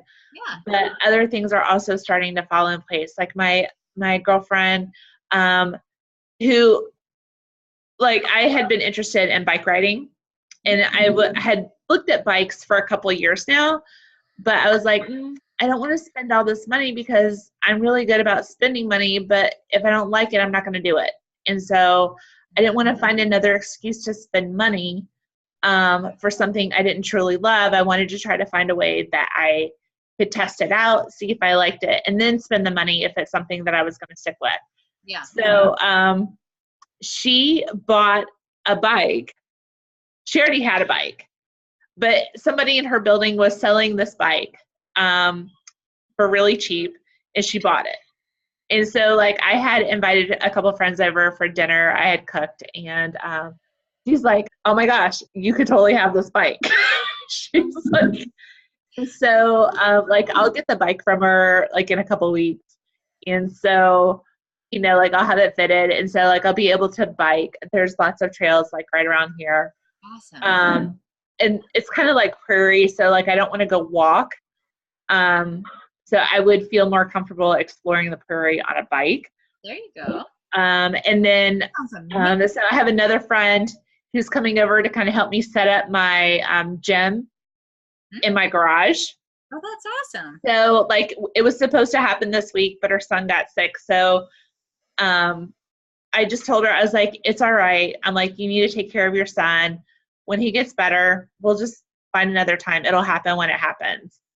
And so like things are starting to fall into place. You know, and it's just make sure energy level is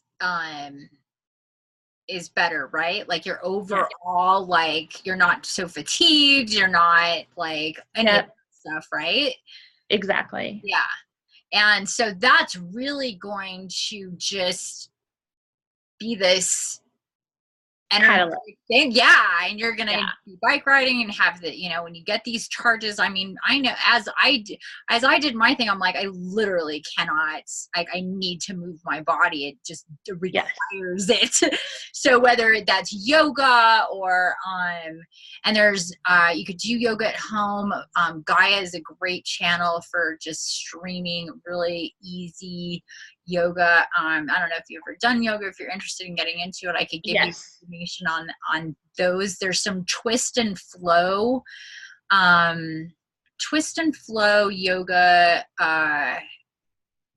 whatever's videos or that are really, they're not super hard and they're really good for helping keep your energy flowing because there's a lot of twists and bends in those, and those are really good for literally wringing you out. And they're not super physically strenuous. Exactly.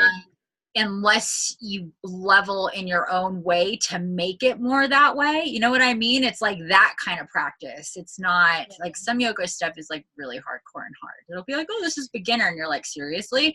Well, I kind of started with restorative yoga. That's cool. Yeah. That's similar. And then with, I've gone to a couple of sound meditations and I just found that I needed to have my own mat, my own bolster. So like I ordered that and I have that at my house. I haven't used it yet, like for me personally, but like that's part of the next phase. And of course it's blue. You're setting up. So since that's the case, I'm okay. There's a reason why I brought it up then. So I will forward you information on those particular ones. And you don't have to do them, but I think that you really enjoy them. And they're really great for strength and balance and all that stuff. Detoxing with just the twisting, bending action that you do in these. And well, shoot, there was something else I was going to tell you. I can't remember, but yeah. Okay. Well, I can't remember, but you're definitely setting yourself up for. Oh, that was the other thing for you to. Do you enjoy dancing? No, I'm not coordinated. Like if it's in my own personal space, I will, but like not out. Not with other people that can see me. No. That's what I meant actually. I meant for you, like dance. Do you enjoy to dance by yourself at home? Do you enjoy doing that? Yeah, like when I crank up the music, I'll be all goofy when it's just me. Okay, so just I don't know. I'm getting told to tell you to try to do that more often. Okay. And especially maybe because it's not a natural thing for you, but you are alone. And so it's just really good for you to move your body like that. So you don't have to, I guess here's the bigger lesson. So whenever it may come up for you, whenever you might remember this, you can think, I don't have to get on the bike. I don't have to use the whatever system you're going to put up together. I don't have to do yoga. I can just put on some music and just whatever's going to make you move and dance and do that, as long as however it feels good, while you're putting your groceries away, while you're cooking dinner, while you're putting your laundry away. You can, I mean, I learned to do that, and I learned that, like, oh wow, I can do strengthening, you know, like as you move, you tighten up your core and you're moving stuff around in a dancey, flowy kind of way. And if you get into that, it makes you feel really good, especially like coming home from work. You may not want to get on that whatever thing or do that, but you have to move around anyway, so you may as well turn on some music and diffuse some energy, you know, and do it that way. So try that, see if that is another thing that'll make you feel good. It's all about feeling good. Yeah. Have you noticed? I'm all about feeling good. I like it.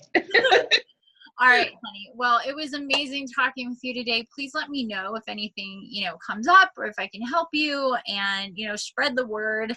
I hope that, and again, thank you so much for being willing to get so real and raw and open with me and anybody that may see this in the future, that you've just you've helped a lot, and I really appreciate it. And I know our journey, you know, together has just begun. Yes. And I'm really happy to know you, and I love you, and I hope you have a wonderful week, and to talk to you soon. Okay. All right. Blessings. Okay. All right. Bye.